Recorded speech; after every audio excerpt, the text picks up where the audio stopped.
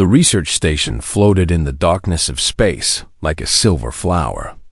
It was called Harmony's Light, and it orbited a massive gas giant in the Vela system. The station was home to 200 scientists from the Vellani species. They were peaceful beings with soft blue skin and large, gentle eyes. They had never known war. They had never needed weapons. Their civilization had grown in safety for thousands of years, and violence was something they only read about in old history books. Elder Moda stood at the observation window of his laboratory. He was the head researcher of the station, an old Vellani with silver patterns on his skin that showed his age and wisdom. He watched the swirling clouds of the gas giant below and felt content. His team had discovered rare minerals in the planet's moons. It was good work. Important work. Behind him, young scientists moved between workstations. They spoke in soft voices and laughed at small jokes. The air smelled of the flowering plants that the Vellani grew everywhere they lived. It was peaceful. It was home. Then the alarms began to scream. Moda turned sharply. Red lights flashed across every surface. He had never heard this sound before, but something ancient in his blood recognized it. Danger. Terrible danger. What is happening? He called out. Tila, the young communications officer, looked up from her console. Her face had gone pale. Ships, she whispered. Many ships. They came from hyperspace. They are Krell. The words struck the room like a physical blow. Every Vellani knew the Krell. They were a warrior species from the outer systems. They took what they wanted. They killed for pleasure. They had conquered a dozen peaceful worlds, and now they were here. Moda ran to the window. He could see them now, dark shapes moving against the stars. Krell warships. He counted 5, then 10, then stopped counting. There were too many. Send a message to the coalition, he ordered. Tell them we need help. Tell them to send ships. Tila's hand shook as she worked the controls. The nearest coalition fleet is 3 days away at maximum speed. We cannot survive 3 days. Moda knew she was right. The station had no weapons. Their shields were designed to stop space debris, not military attack. They were researchers, teachers, students. They were not fighters. The first explosion shook the station. Moda fell against the wall. Around him, his people screamed. Through the window, he watched as Krell boarding craft shot toward them like angry insects. They attached to the hull with magnetic clamps. He could hear the cutting, a terrible sound of metal screaming as the raiders burned through the walls. Everyone to the safe rooms. Moda shouted. Take the children first. Move. Vellani ran in every direction. Parents grabbed their young. Teachers herded students. But Moda knew it would not matter. The safe rooms were not designed for this. Nothing was designed for this. The first Krell warrior came through the breach in the wall. It was massive, 3 meters tall, covered in thick gray scales. Its eyes were yellow and cold, like a predator from a nightmare. It carried a weapon that glowed with deadly energy. Behind it came more warriors, each one eager for blood. The Krell did not ask questions. They did not make demands. They simply began killing. Moda watched his people fall. A young scientist named Ven tried to run and was cut down. 2 students held hands and prayed, and they died together. The Krell laughed as they killed. They enjoyed this. Moda grabbed Tila and pulled her behind a fallen table. The emergency channel, he said urgently. The one we are not supposed to use. The restricted one. Tila stared at him with wide, terrified eyes. The human channel? But we are not allowed. Everyone who could punish us for using it is dying. Moda said, Send the message. Send it now. Tila crawled to a communication panel that still worked. Her fingers moved across the controls. She opened the restricted frequency, the one that connected directly to the strange species from the distant planet called Earth. The Galactic Coalition had many rules about humans. Do not contact them. Do not provoke them. Keep them contained in their own systems. The Coalition called their planet a death world, a place of crushing gravity, extreme temperatures, and endless violence. The humans had evolved in conditions that killed other species. They were dangerous. They were unpredictable. They were the galaxy's last hope. "This is Research Station Harmony's Light," Tila spoke into the communicator. Her voice broke with fear. "We are under attack by Krull forces. 200 civilians, including children. Please, anyone. They are killing us. Please, help. Please." A Krull warrior spotted her. It raised its weapon. Tila screamed one last word into the microphone. "Please." The shot hit the console next to her, and she fell backward. Mota pulled her to safety behind a support column. Around them, the screaming continued. The dying continued. The Krull moved through the station like a disease, taking everything, destroying everything. Mota held Tila close and closed his eyes. He had sent the message into the void. He did not know if anyone had heard it. He did not know if anyone would come far across the galaxy. The message traveled at the speed of light. It reached a human communication satellite at the edge of Coalition space. The satellite analyzed the signal and flagged it as a priority emergency. Within seconds, it was forwarded to the nearest Earth military vessel. That vessel was the ESN Ironclad, a massive warship that served as the flagship of the 7th Fleet. It was not a pretty ship. It was not graceful. It looked like it was built for one purpose: destruction. Thick armor covered every surface.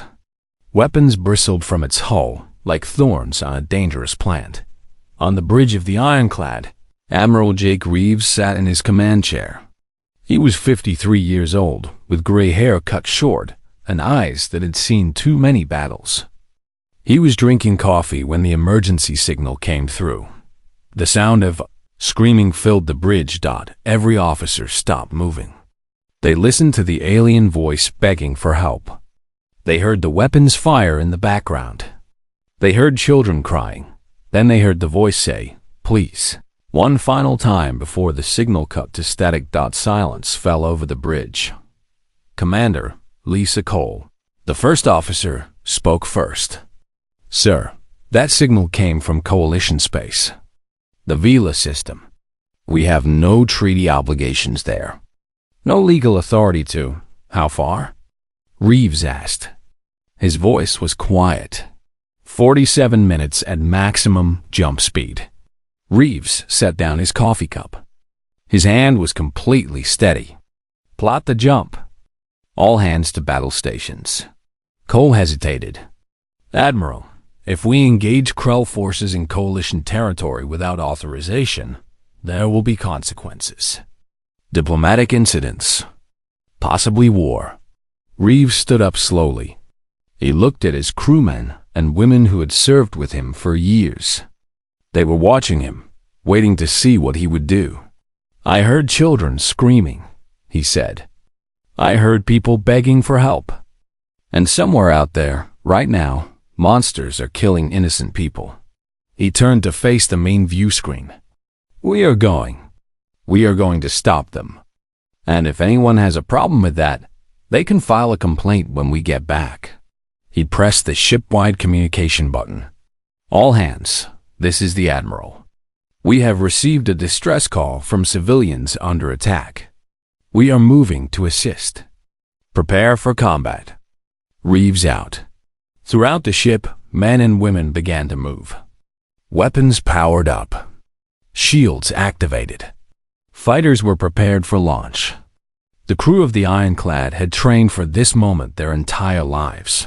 47 minutes later, they would arrive, and the Krull would learn why the galaxy feared the Deathworlders. Warlord Drax walked through the ruined corridors of the station with a smile on his face. His boots crushed broken glass and stepped over fallen bodies.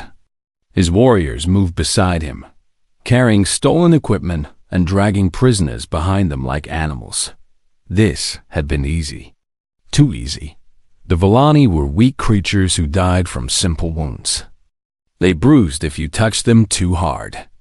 They cried and begged instead of fighting back. Drax had conquered many worlds, and this was the easiest victory of all. How many prisoners? He asked his second in command. 63 alive, Warlord. Mostly scientists. Some children. Drax nodded. The children would sell well in the slave markets. The scientists might know valuable secrets. And the rest? Well, his warriors needed entertainment on the long journey home. He entered what had once been a beautiful garden area in the center of the station. The Villani had grown flowers here, strange, colorful plants that filled the air with sweet smells. Drax's warriors had trampled most of them. Prisoners sat in groups on the floor, surrounded by armed guards. They held each other and wept softly. Elder Moda was among them.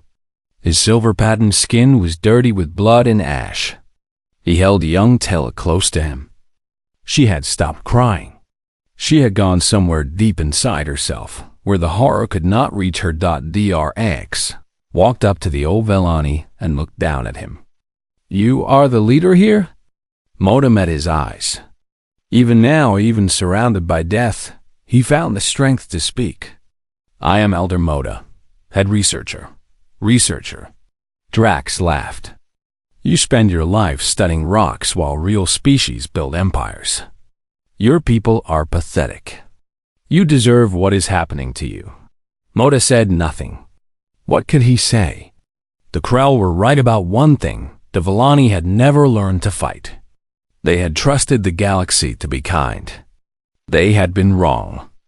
Warlord! A Krell officer ran into the garden. His yellow eyes were wide with something Moda had never seen on a Krell face before. Fear. Warlord, you must come to the bridge. Ships are coming. Drax frowned. Coalition ships? They cannot arrive for days. Not coalition. The signals. We have never seen these signals before. Unknown configuration. Unknown weapons. They came from hyperspace without warning. They are already here. Drax pushed past the officer and marched toward the station's command bridge. His warriors followed. Through broken windows, he could see the darkness of space, and now, new shapes moving against the stars. 12 ships had appeared from nowhere. They were different from anything Drax had ever seen. They were not graceful like coalition vessels. They were not sleek like Krell warships. They looked angry. They looked like weapons given physical form. The lead ship was massive, bigger than any vessel in Drax's fleet. It was covered in thick armor plates and bristling with guns. So many guns. Guns of types that Drax's sensors could not identify. What are they? He demanded. His sensor officer's voice shook. Warlord. They are human. The word hit Drax like cold water. Human. The Deathworlders. He had heard stories, of course. Everyone had heard stories. Creatures from a planet of poison and fire. Beings who ate other animals. Species that had fought wars against their own kind for their entire history. But they were supposed to be primitive. They were supposed to be contained in their little corner of the galaxy. They were not supposed to be here. A communication signal came through. Drax accepted it. A human face appeared on the screen. It belonged to a male with gray hair and hard eyes. He wore a dark uniform covered in military symbols. When he spoke, his voice was calm and cold. This is Admiral Jake Reeves of Earth's Stellar Navy. You are engaged in an attack on unarmed civilians.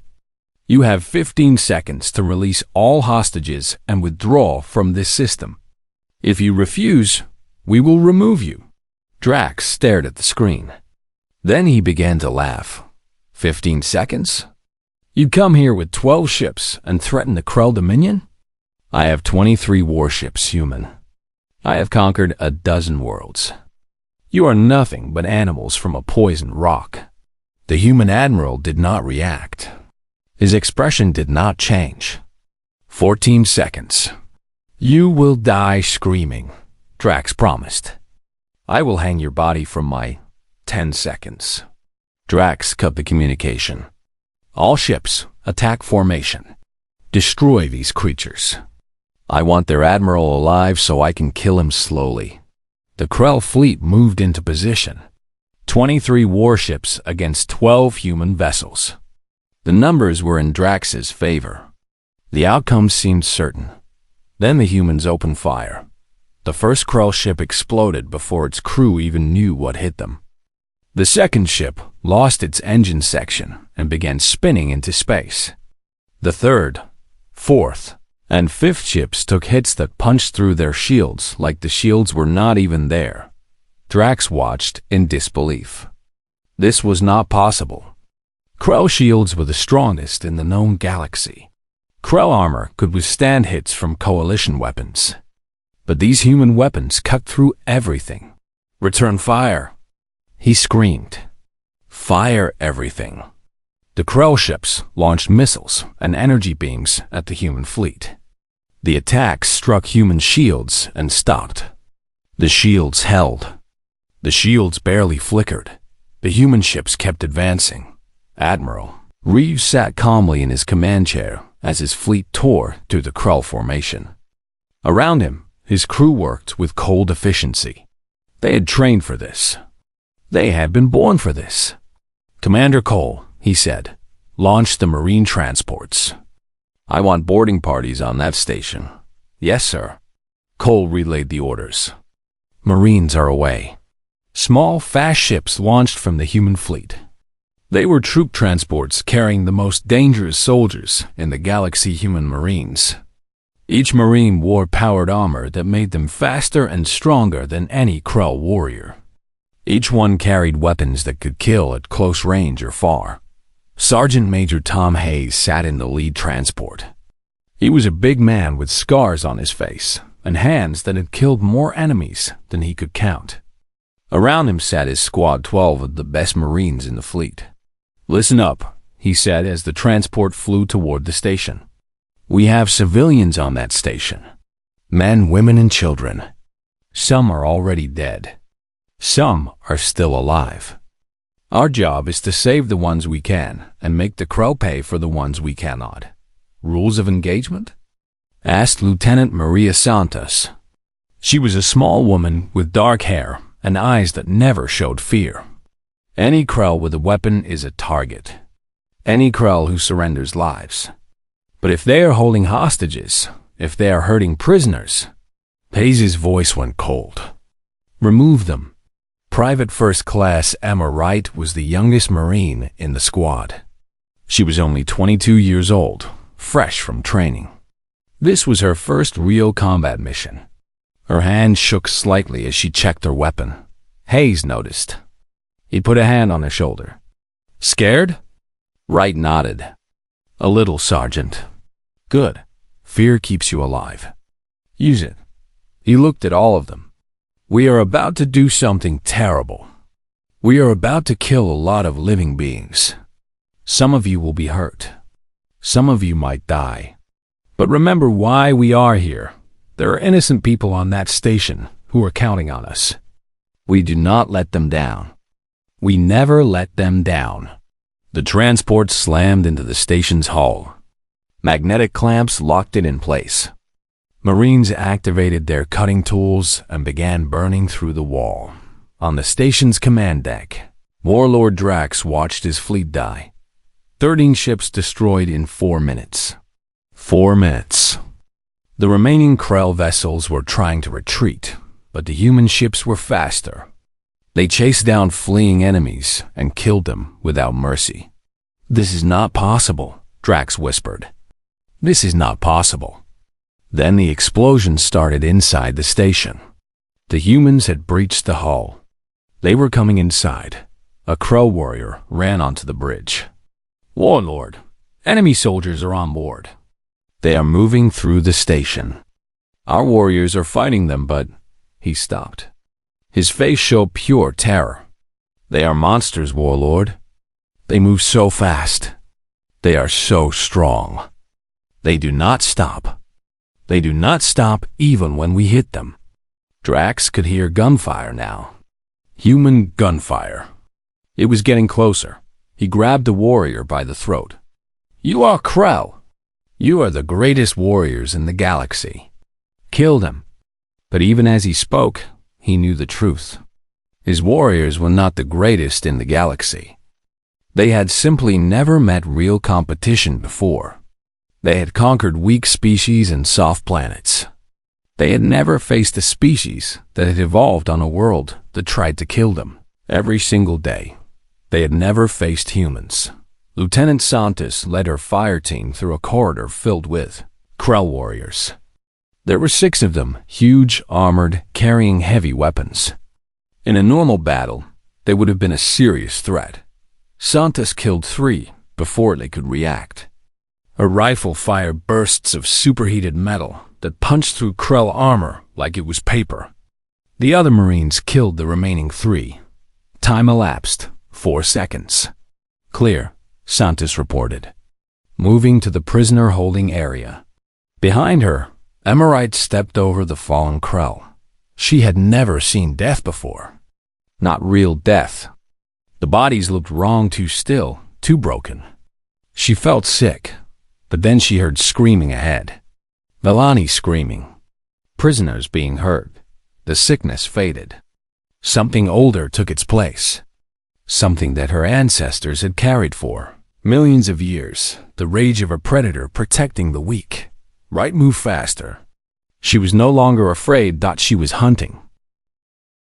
Sergeant Major Hayes kicked open the door to the medical bay and found horror waiting inside. Vellani bodies were everywhere. Some had been killed quickly. Others had not been so lucky. The Krell had taken their time with some of them, treating them like toys to be broken. Medical equipment lay scattered and smashed. The walls were painted with colors that Hayes wished he could forget. Dear God, one of his Marines whispered. Hayes said nothing. There were no words for this. There was only action. Find survivors, he ordered. Check every room. Every closet. Every space large enough to hide someone. Move. His Marines spread out through the medical wing. Hayes walked slowly through the destruction, his weapon ready. He had seen battlefields before. He had seen death in many forms. But there was something about this that cut deeper. These had not been soldiers. They had been scientists, teachers, healers. They had done nothing wrong except exist in a galaxy that contained monsters. A soft sound came from behind a fallen cabinet. Hayes approached carefully. He pushed the cabinet aside with one armored hand. 2 Vellani children huddled in the corner. They were small, barely larger than human toddlers. Their blue skin was marked with bruises and cuts. Their eyes were huge with terror. When they saw Hayes, a massive figure in battle armor, covered in weapons, they pressed themselves against the wall and began to cry. Hayes stopped. He looked at the children. He looked at his armor, at his weapons, at the blood on his gloves. He understood their fear. Slowly, carefully, he knelt down. He removed his helmet so they could see his face. He set his weapon on the ground. Hey, he said softly. Hey there. It is okay. The bad ones are gone now. I am here to help you. I am here to take you somewhere safe. The children stared at him. They did not understand his language, but they understood his tone. One of them, a little girl with pale blue patterns on her skin, reached out a tiny hand toward him. Hayes took her hand gently. So gently. This same hand had killed 6 Krell warriors in the past 10 minutes. Now it held the child's fingers like they were made of glass. That is right, he said. I am a friend. I'm going to pick you up now, okay? I am going to carry you out of here. He gathered both children in his arms. They clung to his neck, trembling. He could feel how light they were, how fragile. A human child at this age would have been heavier, stronger. These little ones felt like they might break if he held them too tight. "Sergeant, I found survivors in Storage Room 4, a voice crackled over his radio. 17 adults, 3 children. They are scared but alive." "Understood. Get them to the evacuation point. We have medical teams standing by." Hayes carried the children through the corridors. Around him, his Marines swept the station, room by room. They found more survivors in hiding places throughout the station, inside air ducts, behind locked doors, in any space where they had managed to escape the Krull. They also found more bodies.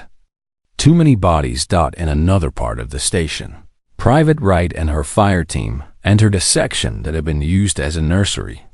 Colorful decorations hung from the walls. Small beds lined the rooms.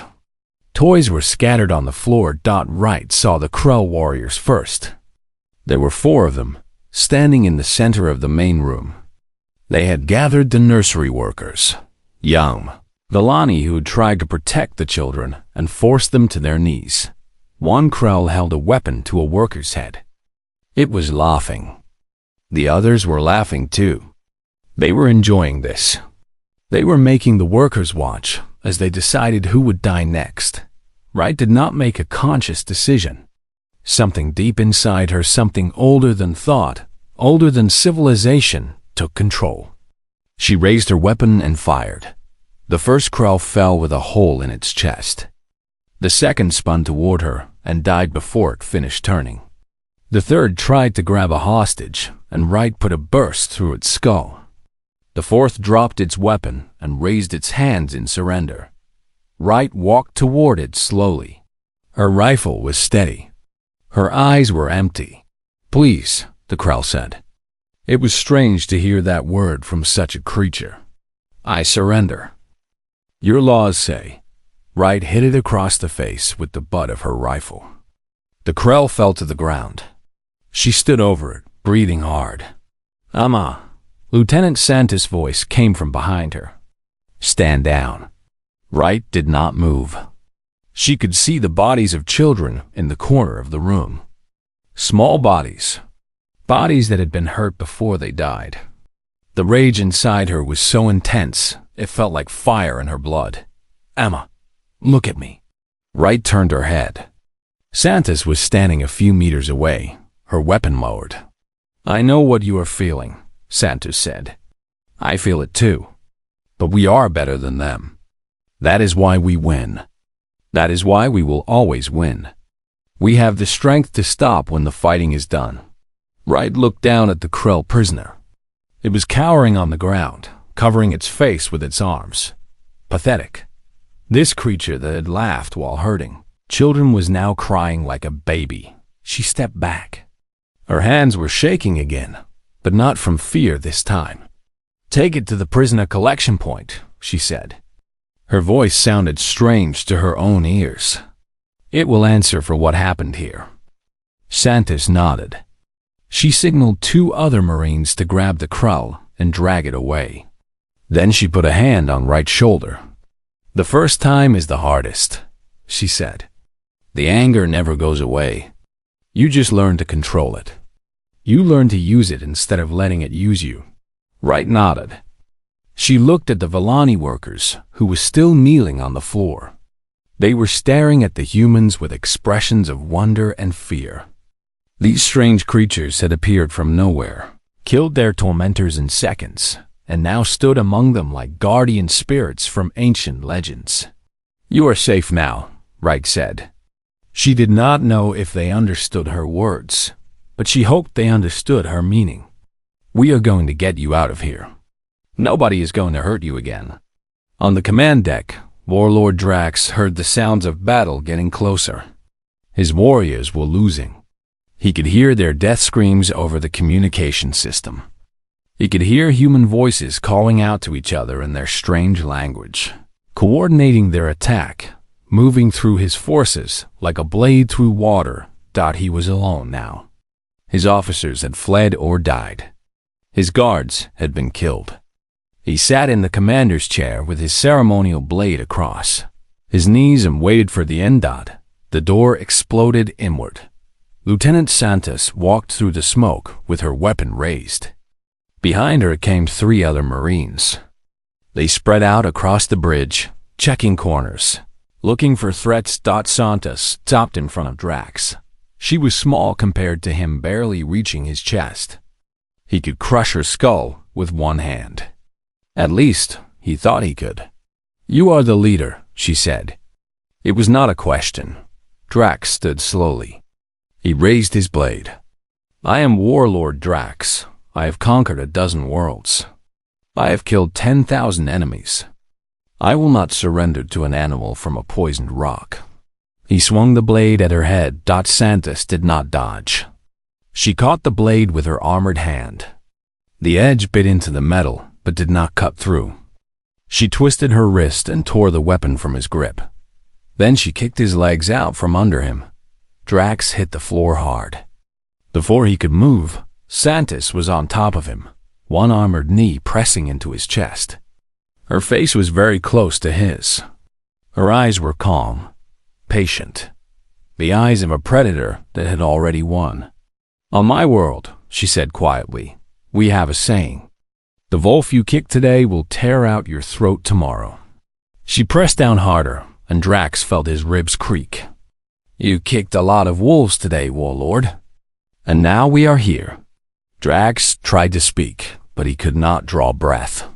"You are going to live," Santos continued.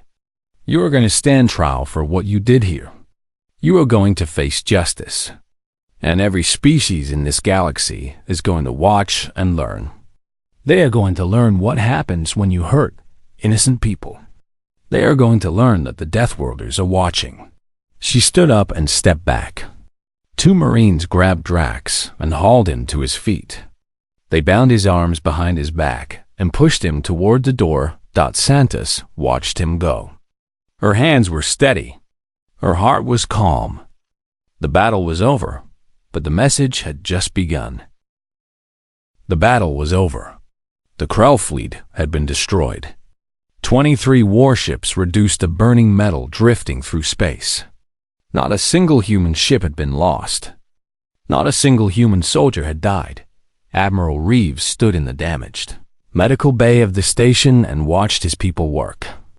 Human doctors and medics moved among the wounded Villani with careful hands. They cleaned wounds, set broken bones, and gave medicine for pain. They spoke softly and moved gently, treating each patient like they were precious. Elder Moda watched from across the room. He could not understand what he was seeing. Just 1 hour ago, these same humans had fought like demons. He had watched recordings from the station's security systems. He had seen how they move fast as striking snakes, strong as giants. He had seen them kill Krell warriors with cold efficiency, shooting and fighting and destroying without hesitation. They had been terrifying. Monsters of war, but now they knelt beside frightened children and made silly faces to make them smile. They held hands with the dying and whispered words of comfort.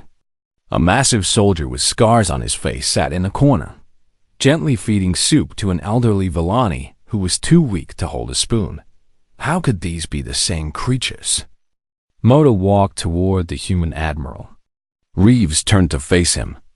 The admiral's eyes were tired, but there was no coldness in them now, only a deep, heavy sadness.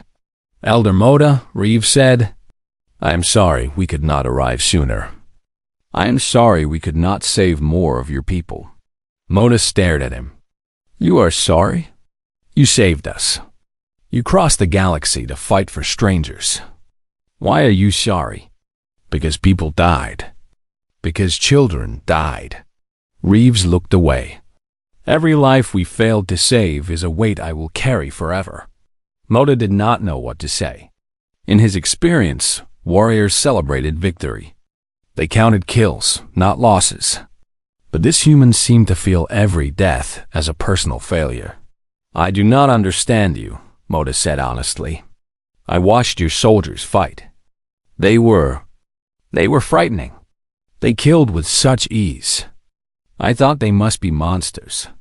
But now I see them treating my people with such kindness. How can both things be true? Reeves was quiet for a long moment. When he spoke, his voice was soft. My grandmother survived something terrible when she was young. Bad people did bad things to her family, to her village. And the world stood by and did nothing. People knew what was happening, but they told themselves it was not their problem. They looked away. He met Moda's eyes. She made me promise, when I was very young, that I would never look away.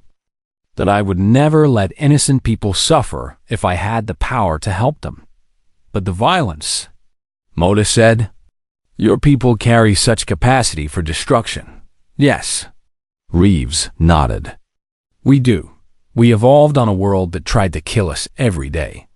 Our planet has extreme temperatures, toxic plants, predatory animals, earthquakes, volcanoes, hurricanes.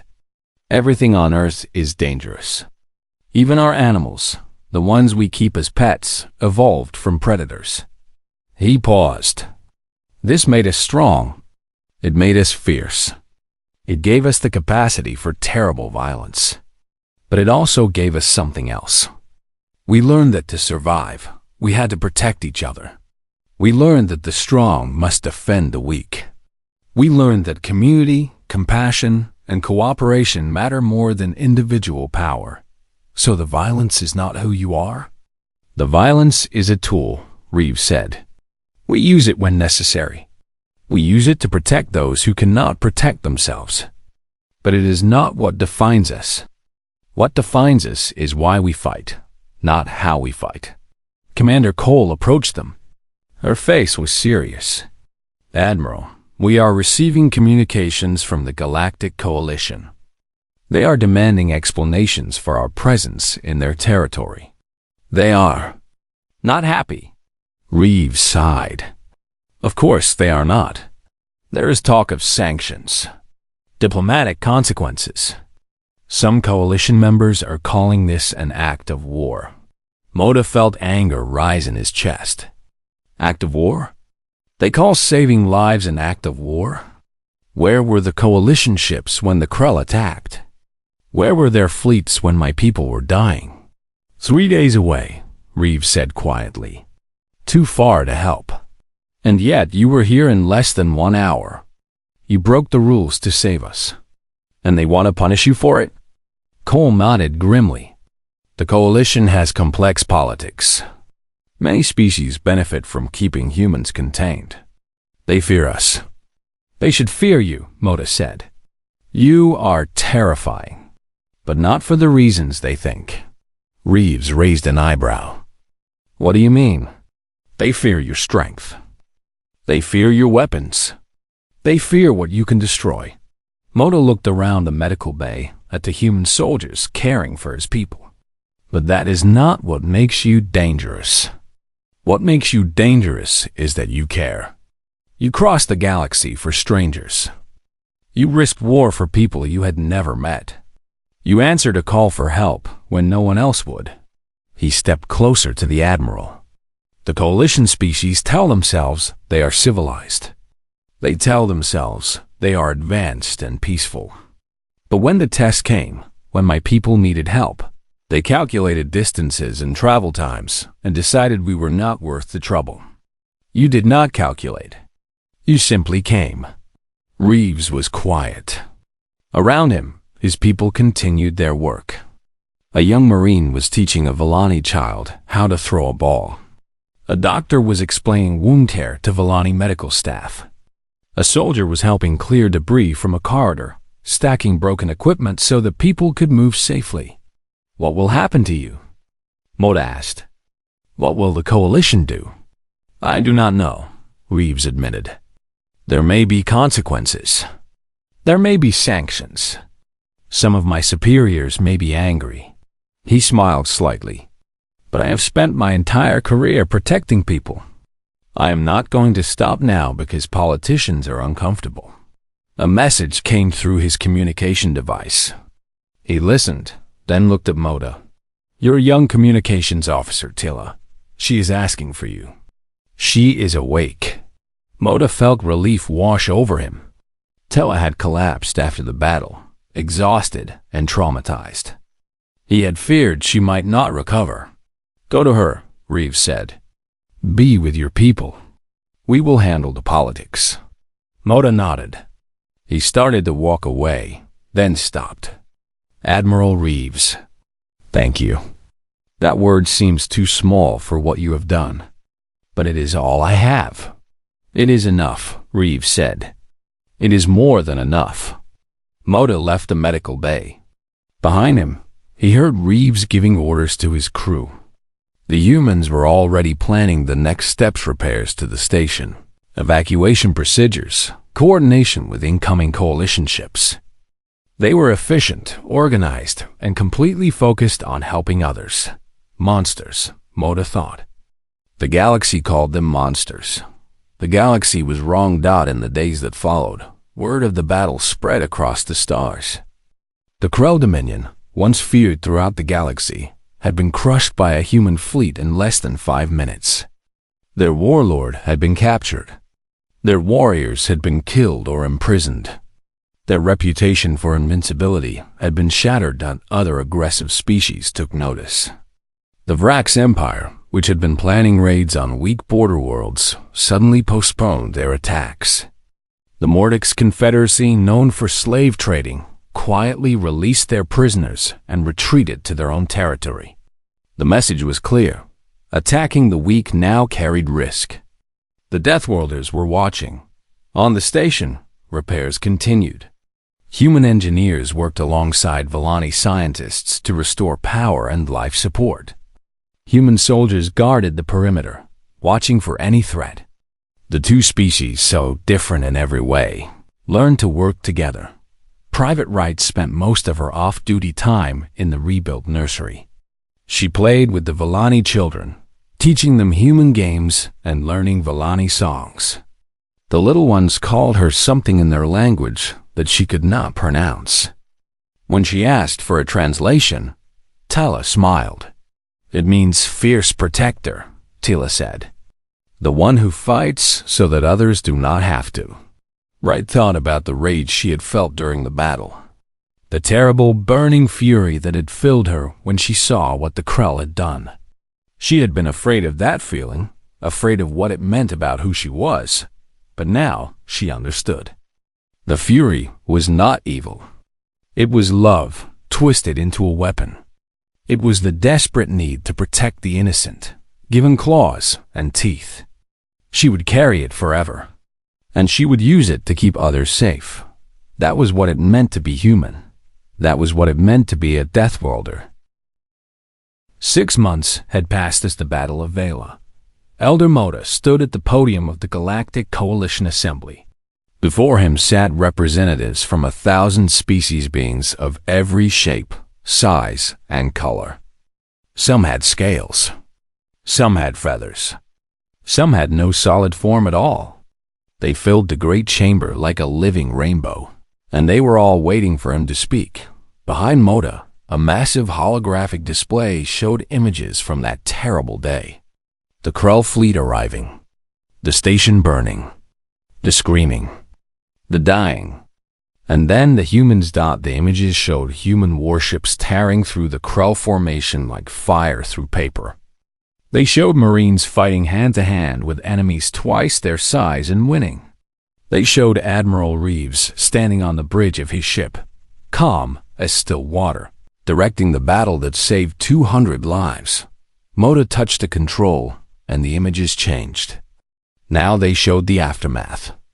Human doctors treating wounded Villani. Human soldiers carrying children to safety.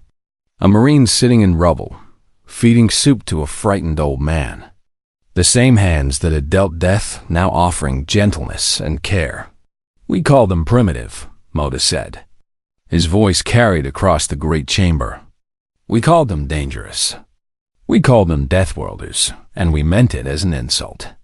The assembly was silent. Every eye, every sensor, Every form of attention was fixed on him. We told ourselves that we were civilized, and they were not. We told ourselves that we had evolved beyond violence, while they were still trapped in their animal nature. We felt superior. We felt safe. We felt certain that our way was better. Moda paused.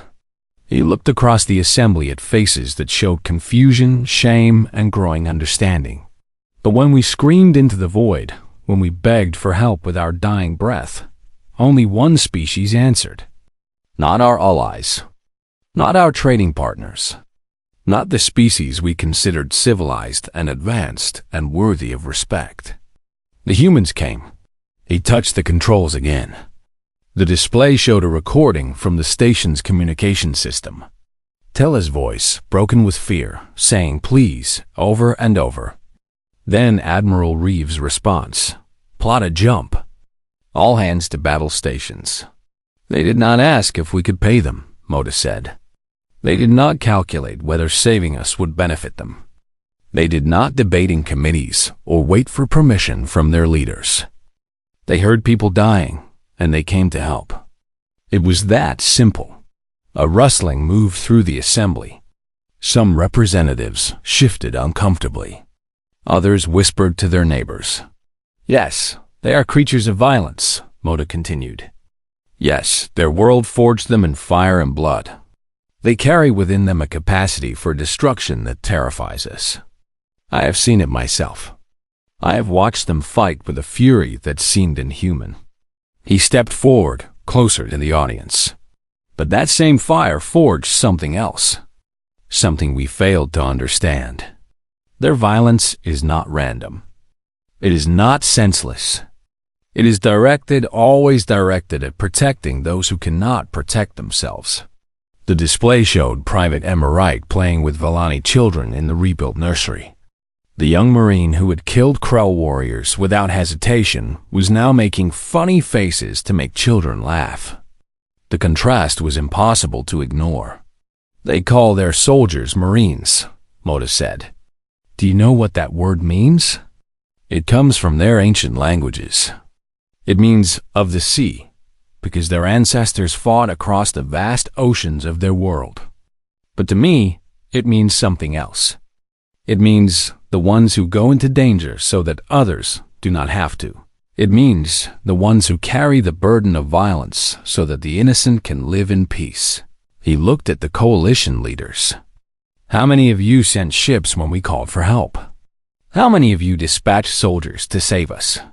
Silence answered him. None. Not one.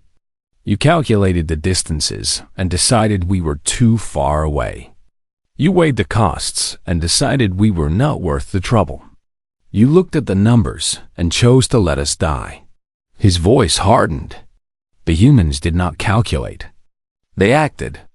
And because of that, I am alive. My people are alive. The children are alive. The display shifted one final time. It showed Admiral Reeves standing in the damaged medical bay, speaking with Moda.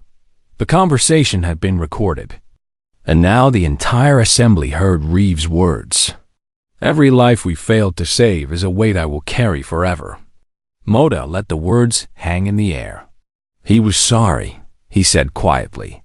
He crossed the galaxy to save strangers, and he was sorry he could not save more. This is who the humans are. This is what we failed to understand. He turned to face the assembly directly. I am not here to demand anything. I am not here to ask for policy changes or new treaties. I am here to tell you what I have learned. The humans are dangerous. Yes, they are the most dangerous species in the galaxy. But they are not our enemies. They are not monsters to be feared and contained. They are exactly what they appeared to be when they answered our call. Protectors, guardians, warriors who fight so that others can live in peace. The question is not whether we should fear them. The question is whether we deserve their protection. The question is what kind of galaxy we want to live in. He gathered his notes and stepped back from the podium. I have made my choice. My people have made our choice. We owe the humans a debt that can never be repaid. But we can start by treating them with the respect and trust they have earned. We can start by seeing them for what they truly are. Moda looked directly at the recording of Admiral Reeves that still floated in the holographic display. Deathworlders, yes, but Deathworlders who choose to use their strength for others. Deathworlders who answer when the helpless call. Deathworlders who care. He bowed slightly to the assembly. That is all I have to say. Far across the galaxy, Admiral Reeves watched the broadcast in his quarters aboard the Ironclad. Commander Cole stood beside him. Neither of them spoke for a long moment. Think they will change? Cole finally asked. Think they will actually start treating us differently? Reeves turned off the screen. Some will. Most will not. Fear is a hard thing to overcome. Does it matter? Reeves thought about the question. He thought about his grandmother and the promise he had made to her so many years ago. He thought about the screening on that distress call. He thought about the children his Marines had carried to safety. No, he said. It does not matter. We did not save those people because we wanted thanks or recognition. We did not do it to change how the galaxy sees us. We did it because it was right. Cole nodded. So, what now? Reeves stood and walked to the viewport. Outside, stars filled the darkness like scattered diamonds. Somewhere out there, on 1,000 worlds, people were living their lives. Some were at peace. Some were in danger. Some were crying for help with no one to hear them. Now we keep doing what we have always done, Reeves said. We patrol. We watch. We wait. And when someone calls for help, we answer. Even if the coalition punishes us? Even if there are consequences? Reeves smiled slightly. Let them try. We are humans. We are Deathworlders. We have survived ice ages and plagues and wars and disasters that should have destroyed us 100 times over. We have crossed the void between stars. We have stood against enemies that thought they were invincible. He turned to face his first officer. They can throw consequences at us all day long. It will not change who we are. It will not change what we do. Cole smiled back. I will tell the crew to prepare for our next patrol. Do that. She left. Reeves stayed at the viewport, watching the stars. Somewhere out there, he knew someone was in trouble. Someone was afraid. Someone was calling for help. And when that call came, the Deathworlders' fleet would answer. It was what they did. It was who they were. In the darkness between stars. The Ironclad moved on. Behind it followed the rest of the 7th Fleet, 12 warships crewed by men and women who had chosen to spend their lives protecting strangers. They asked for nothing in return. They expected no thanks. They simply did what was right, because it was right, and because no one else would. The galaxy called them Deathworlders. They called themselves human, and somewhere, in the great chambers of the Coalition Assembly, representatives were still debating what to do about the strange, violent, compassionate creatures from the planet called Earth. They would debate for months. They would argue about treaties and restrictions and containment policies. But in the end, it would not matter. The humans would keep doing what they had always done. They would keep patrolling the dark spaces between stars. They would keep listening for distress calls. They would keep answering when the helpless cried out, because that was who they were. And the galaxy, whether it admitted it or not, was safer because of them.